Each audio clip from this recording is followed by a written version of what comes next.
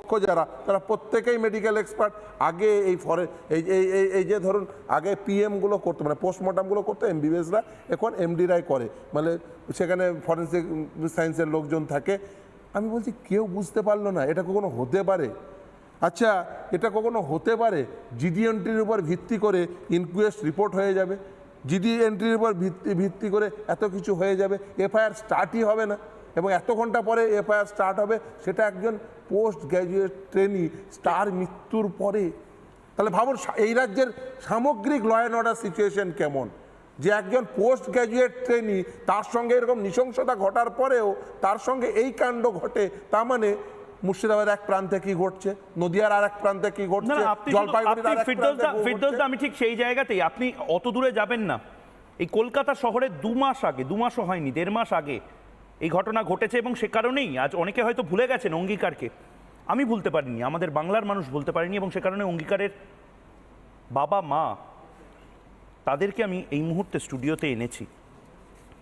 অঙ্গীকার কে? আমার সাথে এই মুহূর্তে রয়েছেন ডক্টর অঞ্জন দাশগুপ্ত, প্রফেসর অঞ্জন দাশগুপ্ত রয়েছেন, এবং অঙ্গীকারের মা কস্তুরী সেনগুপ্ত রয়েছেন।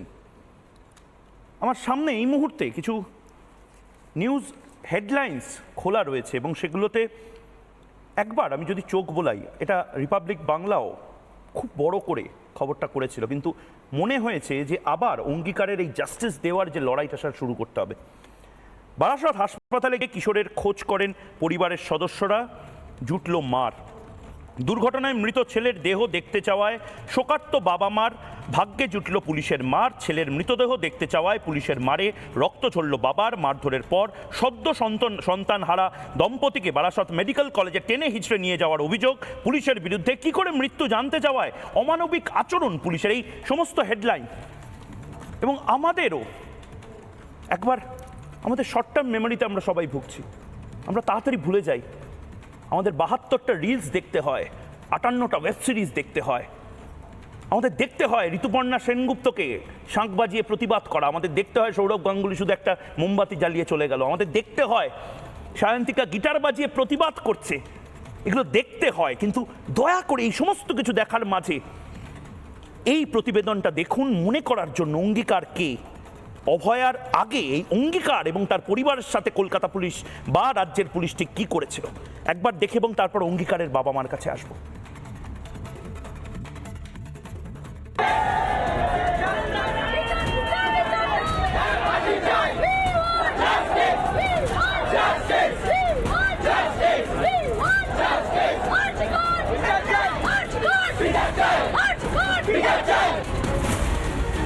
অভয় ধর্ষণ ও খুনের ঘটনায় রাজ্য জুড়ে উথাল পাথাল। বিচারের দাবিতে গর্জে উঠেছে রাজপথ। কলকাতা পুলিশের ন্যক্কারজনক ভূমিকায় ঢিঢি পড়েছে চারিদিকে। আর্যিকর কাণ্ডের আবহে ফিরে আসছে অঙ্গীকারের স্মৃতি। জুলাইয়ের এক সন্ধ্যায় পথের বলি হয়েছিল একাদশ শ্রেণীর ছাত্র।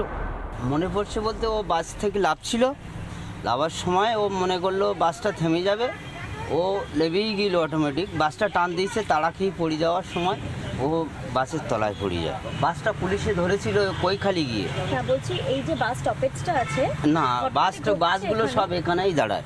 বাস স্টপেজে দাঁড়ায় না? না।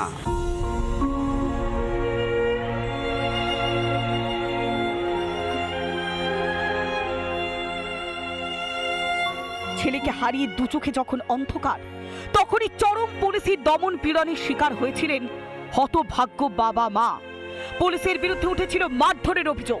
কর্তব্যরত পুলিশ ছিল, তার পায়ে ধরেছে, একদম আক্ষরিক করতে পায়ে ধরেছে, লিটারালি পায়ে ধরে বলেছে যে আপনি আমাকে কিছুটা বলুন, আমার ছেলে কোথায়, কোথায়। কোনো কিছু পাতা যাচ্ছে না। অনেকক্ষণ পরে তখন বলে আপনার ছেলেকে বারাসাতে নিয়ে যাওয়া হয়েছে খুব ক্রিটিক্যাল কন্ডিশনে। ওখানে গিয়ে আমরা জানতে পারি, আমাদের বলে যে আপনার ছেলে ওয়াজ ব্রড ডেড, এরকম দিয়ে আমাদের দেখায়। তারপরে আমাদেরকে না জানিয়ে তখন ওকে মর্গে পাঠিয়ে দেয়। আমরা জানি না ওকে মর্গে পাঠানো হয়েছে, হাসপাতালে বলেছে পুলিশ, বিধাননগর পুলিশ ওকে এখানে ফেলে দিয়ে গেছে। বিকেল 5টায় আমাকে ফোন করলো, মাম্মা আমি হয়ে গেছে, বেরিয়েছি, বাসে উঠছি, আমি বাড়ি গিয়ে তোমার সঙ্গে কথা বলছি। আর এলো না, আমাদেরকে একটা পুলিশ থেকে খবরও দেয়নি। রাস্তার উপর বসে পড়ে যখন আমি কাজী পুলিশ অফিসারের পায়ে ধরেছি, ট্রাফিক পুলিশের, তাও বলছে না, তখন অনেক লোকজন জমে গেছিল, তারা পুলিশকে চেপে ধরে বলে কোথায় নিয়ে গেছে বাচ্চাটাকে, সবাই মিলে চেপে ধরাতে তখন ওরা ফোন করে বলছে বারাসাত নিয়ে গেছে। আমার বাবা যখন বলছে কি হলো হলো আমাদের বাচ্চাটার? জলজান্ত ছেলেটা সকালবেলা স্কুলে গেল, একটু আগে আমাকে ফোন করলো, ওর কি হলো, কেমন করে হলো সেটুকু বলুন। বলছে আমরা বলতে বাধ্য নই এইসব কথা। মারটা আমাদেরকে ভ্যানে তুলেছে, যে মারছিল যে লোকটা পুলিশের ব্রাউন কালারের জামা পরা, তার ফটো তুলেছিলাম, সেই ফটো আমাকে জোর করে থানাতে বাধ্য করেছে ডিলিট করে দিতে। শুধু মারধর নয়, থানায় নিয়ে গিয়ে চেষ্টা হয়েছিল অ্যারেস্ট মেমোতে সই করানোর। সেদিনও উঠেছিল উর্দিধারীদের ভূমিকা নিয়ে প্রশ্ন। এখানেই যেন এক সূত্রে বাঁধা অভয়া আর অঙ্গীকার। অভয়ের পরিবার এখনো লড়ছে বিচারের জন্য, কিন্তু এখনো বিচার পাননি অঙ্গীকারের বাবা মা। কবে মিলবে বিচার? আদৌ কি শাস্তি পাবে চূড়ান্ত অমানবিক পুলিশ? আজ তারই জবাব চায় বাংলা। রিপাবলিক বাংলা। কিছু কিছু সময় সাংবাদিকতা করলেও অস্বস্তি হয়, এবং এরকমই একটি অস্বস্তি এই মুহূর্তে আমার হচ্ছে প্রাইম টাইমে। আমি এটা আপনাদের আগেও বলেছি, এখন আবার বলছি, অভয়া, এই অভয়াকে নিয়ে যে তোলপাটটা হচ্ছে